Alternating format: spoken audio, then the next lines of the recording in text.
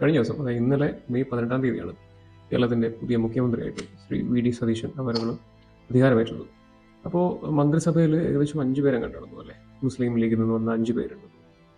ഇത്തവണത്തെ കോൺഗ്രസിൻ്റെ മികച്ച വിജയത്തിന് ശേഷം കഴിഞ്ഞ ഏതാനും ചില നാളുകളായിട്ട് KCRC-VD എന്നൊക്കെ പറഞ്ഞുകൊണ്ട് ഈ മുഖ്യമന്ത്രി സ്ഥാനത്തേക്കുള്ള പോര് നടക്കുന്നുണ്ടായിരുന്നു. അപ്പോൾ ഞാൻ കഴിഞ്ഞ വീഡിയോയിൽ പറഞ്ഞതുപോലെ പിന്നെ ഈ കോൺഗ്രസ് അണികളിൽ കൂടുതൽ പേർക്കും ഈ അധികാരമോഹം അത് ഒരിച്ചിരി കൂടുതലാണ്. അപ്പോൾ when it comes to Marxist party, CPM അല്ലെ LDF കക്ഷികളെ സംബന്ധിച്ചിടത്തോളം അവർക്ക് കൃത്യമായിട്ടുള്ള ആസൂത്രണം അല്ലെങ്കിൽ ഒരു നിലപാട് അവർ കൈക്കൊള്ളുന്നുണ്ട്. അതേപോലെ അതിൽ ചേരി തിരിഞ്ഞുകൊണ്ട് ഈ പറഞ്ഞ ഗ്രൂപ്പ് തർക്കങ്ങളോ അല്ലെങ്കിൽ ഇങ്ങനെയുള്ള സംഗതികളൊന്നുമില്ല. അപ്പോൾ കോൺഗ്രസിനെ സംബന്ധിച്ചിടത്തോളം അവരുടെ അണികൾക്കിടയിൽ തന്നെ ഇങ്ങനെയുള്ള പ്രശ്നങ്ങൾ നടക്കുന്നത്. ഞാൻ പറയാൻ വന്നത് പല പരാമർശങ്ങൾ അല്ലെ പല ഈ പ്രസംഗങ്ങൾ അല്ലെങ്കിൽ ഈ മാർച്ചുകളിൽ ഈ ലീഗ് പ്രവർത്തകർ നടത്തിയ പരാമർശങ്ങളെ കുറിച്ചാണ്. അതായത് ഞാൻ കാണിച്ചുതരാം, നിങ്ങൾ കേട്ടോ. ജയിച്ചു പോയ UDF-ന്റെ MLA-മാരൊക്കെ അർഹരാണ്. സ്വാഭാവികമായിട്ട് വലിയ കക്ഷിന്റെ നേതാക്കന്മാരായിരിക്കും മുഖ്യമന്ത്രിയായി വരിക. അത് ആര് വന്നാലും സമസ്ത കേരള ജമീയത്തുൽ ഉലമക്ക് അതിലൊരു എതിർപ്പില്ല. ആര് വന്നാലും സമസ്ത കേരള ജമീയത്തുൽ ഉലമക്ക് ആവശ്യമുള്ള സംഗതികൾ അവരെ മുന്നേ നമ്മൾ ബോധിപ്പിക്കും. അത് നമുക്ക് സാധിപ്പിച്ചു തരണം. അത് സാധിപ്പിച്ചു തരണമെങ്കിൽ അതിനനുസരിച്ചുള്ള കാര്യങ്ങളൊക്കെ നമ്മൾ ചെയ്യും. അത്രേ പറയുള്ളൂ. അത് ആരെയാണ് മുഖ്യമന്ത്രിയാക്കേണ്ടത്? അതിന് യോഗ്യനായ ആളുകൾ അവർ മുഖ്യമന്ത്രിയാവും. അത് ആരാക്കിയാലും വേണ്ടില്ല. നമ്മളെ സംബന്ധിച്ചിടത്തോളം ആക്കപ്പെടുന്ന വ്യക്തി ആരായാലും അത് ഇവിടുത്തെ ബഹുഭൂരിപക്ഷം വരുന്ന സുന്നി സമുദായത്തിനെ അവഗണിക്കുകയോ അല്ലെങ്കിൽ സുന്നി സമുദായത്തിന്റെ ആവശ്യങ്ങൾ അത് പരിഗണിക്കാതെ പോകുന്നതായ ഒരാൾ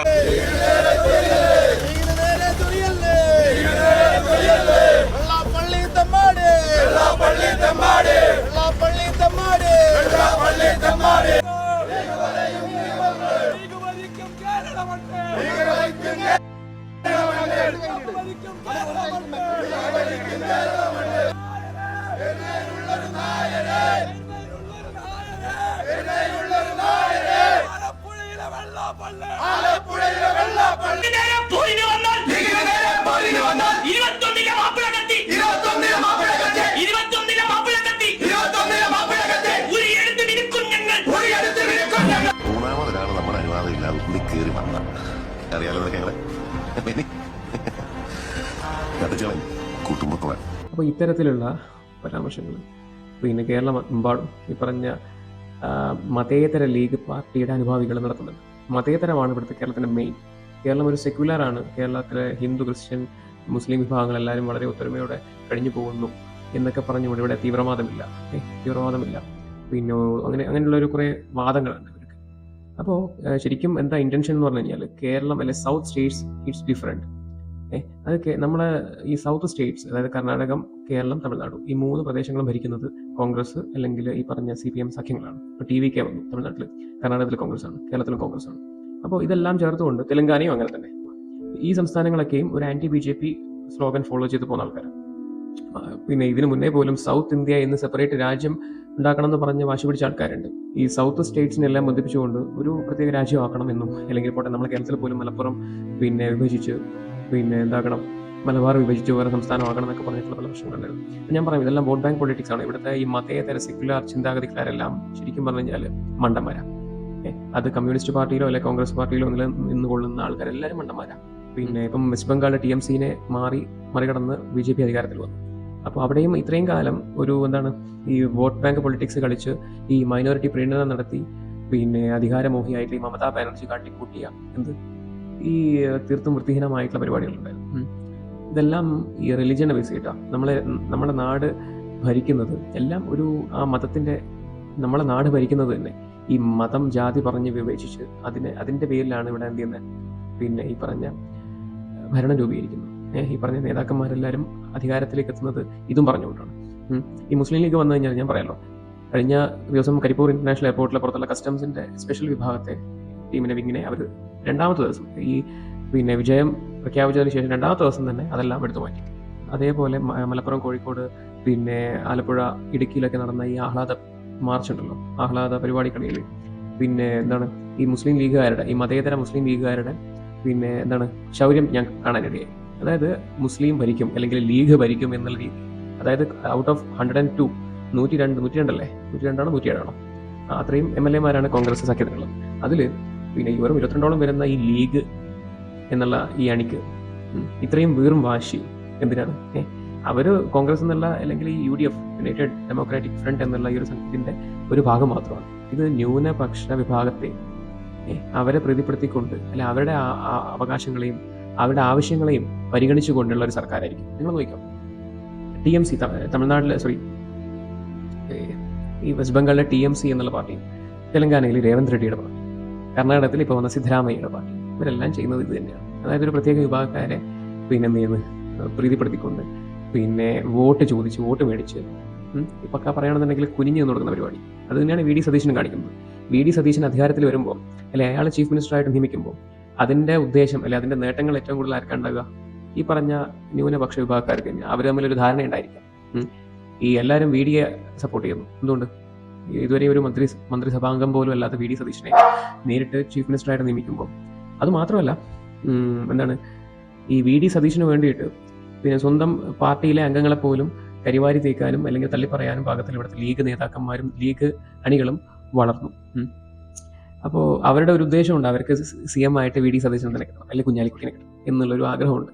അത് എന്തിനാണെന്ന് നിങ്ങൾക്ക് വൈകാതെ നിങ്ങൾക്ക് മനസ്സിലാൻ പറ്റും. ഇവിടുത്തെ മതേതര ചിന്താഗതിക്കാർക്കൊക്കെ അത് വൈകാതെ തിരിച്ചറിയാൻ സാധിക്കും. കഴിഞ്ഞ ഏതാനും ചില നാളുകളായിട്ട്, മേബി ഇയേഴ്സ്. അപ്പോൾ ഈ പറഞ്ഞ കാലയളവിൽ ഞാൻ പല കാര്യങ്ങളെയും നോക്കിക്കൊണ്ട് അതിനെയൊക്കെ മനസ്സിലാക്കാൻ പാടുപെടുകയായിരുന്നു. എസ്പെഷ്യലി നമ്മളെ ഈ പറഞ്ഞ മതം, ഈ പൊളിറ്റിക്സ്, പിന്നെ രാജ്യസുരക്ഷ, തീവ്രവാദം, ഇങ്ങനെയുള്ള സംഗതികളൊക്കെ ഞാൻ പല കാര്യങ്ങളും പറയുമ്പോൾ അത് ചിലവർക്ക് അതൊരു ആൻറ്റി, അതായത് വിരോധമായിട്ട് തോന്നിയേക്കാം. ഇന്നേ മതം അല്ലെങ്കിൽ ഇന്നേ രാഷ്ട്രീയം ഇതിനോടുള്ള വിരോധമാണ് എന്ന് ആൾക്കാർ പറഞ്ഞു വരും. അതെനിക്ക് നോക്കേണ്ട ആവശ്യമില്ല. അപ്പം ഞാനൊരു സംഗതി വിത്ത് ഓൾ എവിഡൻസ് ഞാൻ നിങ്ങളുടെ മുമ്പിലേക്ക് അവതരിപ്പിക്കുമ്പോൾ അതിനെ നിങ്ങൾ ഡിഫെൻഡ് ചെയ്യുന്ന രീതി എന്താ? നിങ്ങളൊരു വിക്ടിം കാർഡ്, ഇരവാദം കാണിച്ചുകൊണ്ട് നീ ഇന്നേ മതത്തിനെതിരെയാണ്, ഇന്നേ രാഷ്ട്രീയത്തിനെതിരെയാണ്, ഇന്നേ വ്യക്തികൾക്കെതിരെയാണ് എന്നും പറഞ്ഞുകൊണ്ട് വരും. അതേ അവർക്ക് അവിടെ ചെയ്യാൻ പറ്റുന്നുള്ളൂ. അപ്പം ഞാനൊരു സംഗതി പിന്നെ കുറച്ച് മുന്നേ ടൈപ്പ് ചെയ്തിട്ട് പോസ്റ്റ് ചെയ്തിട്ടുണ്ടായിരുന്നു. കുറേ മാസങ്ങൾ, എനിക്കൊന്ന് 1-2 വർഷം മുന്നേ പോസ്റ്റ് ചെയ്ത സംഗതിയാണ്. ഞാൻ പറയാം ഇത് ആരെ ടാർഗറ്റ് ചെയ്യുന്നു അല്ലെങ്കിൽ ആരെ ഉദ്ദേശിച്ചാണെന്നൊക്കെ നിങ്ങൾക്ക് മനസ്സിലാവും. യെസ്, അങ്ങനെ തന്നെയാണ്. ഞാൻ ആരെ ഉദ്ദേശിക്കുന്നത് നിങ്ങൾക്ക് കൃത്യമായിട്ട് മനസ്സിലാക്കാൻ വേണ്ടി തന്നെയാണ് പറയുന്നത്.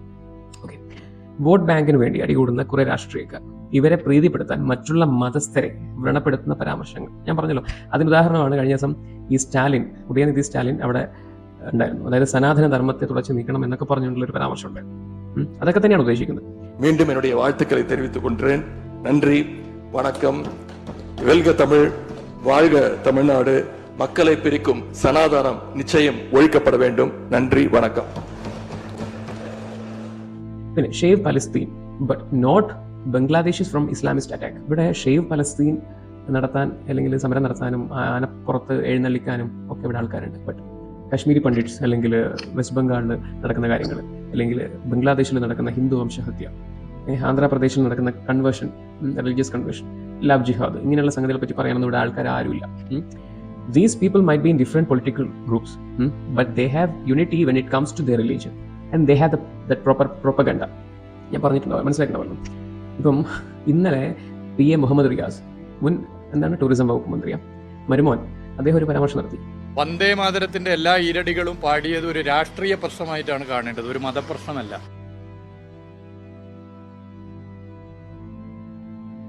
നമ്മുടെ രാജ്യത്തിന്റെ ഭരണഘടന മുന്നോട്ട് വെക്കുന്ന സെക്യുലറിസത്തിന്റെ ആശയത്തിന് വെല്ലുവിളിയേകുന്ന നിലയാണ് ഇത് എന്നുള്ളത് പൊതുവെ ചർച്ച ചെയ്യപ്പെടുന്നു. വന്ദേ മാതരത്തിന്റെ ആദ്യ 2 ഈരടികൾ അത് മറ്റു പ്രശ്നങ്ങളൊന്നുമില്ല. എന്നാൽ പിന്നീടുള്ള 4 ഈരടികളിൽ തീർച്ചയായും ഒരു ബഹുസ്വര സമൂഹത്തിനാകെ അംഗീകരിക്കാൻ വേണ്ടി പറ്റുന്ന കാര്യങ്ങളല്ല.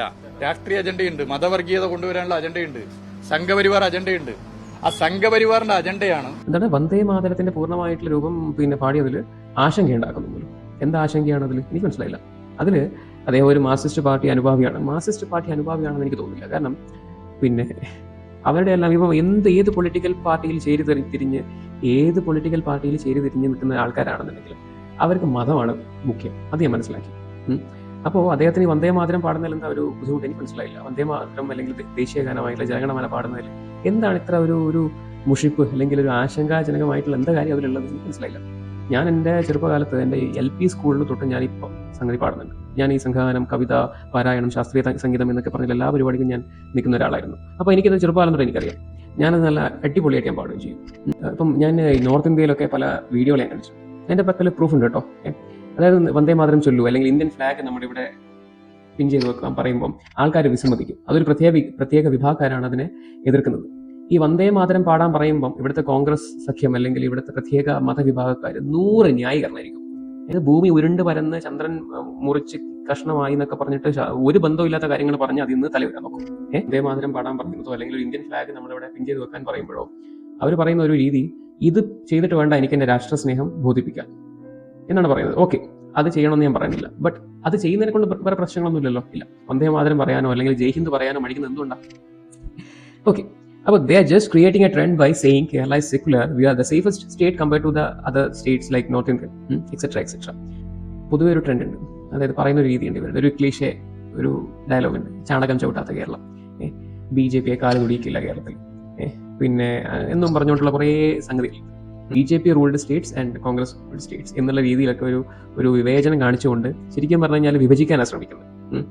പിന്നെ those who speak against Kerala even after having all the evidence they will make you സംഖ്യ ഓഫ് ദ സെയിം. ഞാൻ പറഞ്ഞു തന്നത്, ഇപ്പം ഞാനൊരു കാര്യം ഇവിടുത്തെ ലവ് ജിഹാദ് അല്ലെങ്കിൽ മത തീവ്രവാദം, പിന്നെ ഇന്ന് വേണ്ട എന്ത് കാര്യത്തിനും ഈ വോട്ട് ബാങ്ക് പൊളിറ്റിക്സിനൊക്കെ പറ്റി പറയുമ്പോൾ എന്നെ പിടിച്ച ആൾക്കാർ സംഖ്യയാക്കും. എന്നെ സംഖ്യയാണ്, ഇവരുടെയൊക്കെ മുന്നിൽ ഇവരുടെയൊക്കെ കണ്ണിൽ ഞാനൊരു സംഖ്യയാണ്. ഞാനൊരു ഹിന്ദു മത വിശ്വാസി ആയതുകൊണ്ടും പിന്നെ ഞാൻ ഇങ്ങനെയുള്ള കാര്യങ്ങൾ ട്രൂത്ത് എക്സ്പോസ് ചെയ്യുന്നത് കൊണ്ടും എന്നെ ഒരു സംഖ്യയായിട്ട് കാണും. പിന്നെ new gen youngsters are more attracted to these dialogues. അതായത് കേരള നമ്പർ 1, ചാണകം ചവിട്ടാത്ത Keralam, most safest state in India, അതാണ് ഇതാണെന്നൊക്കെ പറഞ്ഞിട്ട്. അപ്പോൾ സേഫസ്റ്റ് സ്റ്റേറ്റ് എന്നൊക്കെ പറയുന്നതും ഇതൊക്കെ മാറിപ്പോയി. കുറച്ചു കൊല്ലം മുന്നേ ആണെന്നുണ്ടെങ്കിലോ ഇപ്പോൾ കേരളത്തിൽ നടക്കുന്ന ദിനം പ്രതി വർദ്ധിച്ചു വരുന്ന ആക്രമണങ്ങളും അതേപോലെ ഈ ക്രൈം ആക്ടിവിറ്റീസ് ഒക്കെ പരിശോധിക്കുകയാണ്. കേരളവും മാറിപ്പോയി. കേരളവും ഒരു UP പോലെ തന്നെ വളർന്നു വരികയാണ് ഈ ക്രൈം റേറ്റ്സിന്റെ ഒക്കെ കാര്യത്തിൽ. പിന്നെ ന്യൂജൻ ഫോളി, ഈ terrorism, narcotics, gold smuggling, mostly every dirty business are done by these people. ഞാൻ പറയുന്നത് മനസ്സിലായിട്ടുണ്ടാവുമല്ലോ. ഞാനിപ്പോൾ നമ്മൾ ഈ സോഷ്യൽ മീഡിയയിലോ അല്ലെങ്കിൽ ന്യൂസ് ചാനലുകളിൽ വരുന്ന വാർത്തകൾ നമ്മൾ പരിശോധിക്കുമ്പോൾ ഏറ്റവും കൂടുതൽ ഈ പറഞ്ഞ ടെററിസം, നാർക്കോട്ടിക്സ് ഇങ്ങനെയുള്ള പരിപാടികളൊക്കെ ഏറ്റവും കൂടുതൽ ചെയ്യുന്നത് ആരാണ് നിങ്ങൾക്കറിയാം. അത് തന്നെ. ഇപ്പം ഞാൻ അതിനെതിരെ ഒരു കമന്റ് രേഖപ്പെടുത്തി കഴിഞ്ഞാൽ അപ്പോഴത്തേക്ക് ആൾക്കാർ ഒരു വാട്സാപ്പ് ഗ്രൂപ്പിൽ നിന്ന് കിട്ടിയ ഒരു വലിയൊരു സ്റ്റോറിയുമായിട്ട് വന്നിട്ട് വരും, കമന്റിന് റെസ്പോണ്ട് ചെയ്യും. അതാണ് ഡിഫെൻഡ് ചെയ്യുന്നത്. അങ്ങനെയാണ് ഡിഫെൻഡ് ചെയ്യുന്നത്, ന്യായീകരിക്കുന്നത്. പിന്നെ വളരെ ചുരുക്കകാലം കൊണ്ട് നിങ്ങൾ നോക്കിയോ, കേരളം, ഈ ഹൈദരാബാദ്, കർണാടക, ഇതൊക്കെ ഒരു ഇസ്ലാമിസ്റ്റ് ഓറിയന്റഡ് ആയിട്ടുള്ള സെൻട്രേഡ് ആയിട്ടുള്ള ഒരു സ്റ്റേറ്റ്സ് ആയിട്ട് മാറും. നിങ്ങൾ എഴുതി വെച്ചോ. ഞാൻ വളരെ കൃത്യമായിട്ടുള്ള തക്കതായിട്ടുള്ള താക്കീതാണ് നിങ്ങൾ നൽകുന്നത്, ഒരു വാണി. വളരെ വൈകാതെ ഒരു ഈ പറഞ്ഞ രീതിയിൽ ഒരു ഇസ്ലാമിസ്റ്റ് സെൻട്രേഡ് ആയിട്ടുള്ള അല്ലെങ്കിൽ ഒരു ആ തരത്തിലുള്ള ആശയങ്ങൾ പ്രചരിപ്പിച്ചുകൊണ്ട് പിന്നെ അങ്ങനെയുള്ളൊരു ഭരണവും അല്ലെ അങ്ങനെയുള്ളൊരു പിന്നെ സൊസൈറ്റി ആകും നമ്മുടേത്. ഈ പ്രതികരിക്കാൻ ധൈര്യമില്ലാത്ത, കഴിവില്ലാത്ത ആൾക്കാരുള്ളത് കൊണ്ടാണ് ഇങ്ങനെയുള്ള ഒരു വർഗീയപരമായിട്ടുള്ള ഈ വർഗീയ ചിന്താഗതിയുള്ള മതമോ രാഷ്ട്രീയമോ ഇവിടെ ഉടലെടുക്കുന്നത്, ഇല്ലേ തഴച്ചു വളരുന്നത്. ഞാനൊരു ജോലി ചെയ്യുന്ന ഒരു വ്യക്തി ആയതുകൊണ്ട് എനിക്ക് വീഡിയോ ചെയ്യാൻ സമയമില്ല. എല്ലാന്നുണ്ടെങ്കിൽ നിങ്ങളുടെ മുന്നിലേക്ക് കാണിക്കാൻ വേണ്ടിയിട്ട് അനേകായിരം ഉദാഹരണങ്ങൾ എൻ്റെ പക്കലുണ്ട്.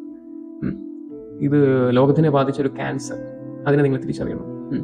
ഇത് എന്നെ കൊണ്ട് ചിന്തിപ്പിക്കാനും ഇങ്ങനെ ഒരു ചിന്ത എന്നിൽ വരാനും നമ്മളെ നാട്ടിൽ നമ്മളെ ചുറ്റും ലോകത്ത് നടക്കുന്ന പല കാര്യങ്ങളും അറിഞ്ഞുകൊണ്ടാണ്, ഈ ലോകത്ത് നമ്മുടെ ചുറ്റും നടക്കുന്ന പല കാര്യങ്ങളും ഞാൻ തിരിച്ചറിഞ്ഞുകൊണ്ടാണ് ഞാൻ ഈ പറയുന്ന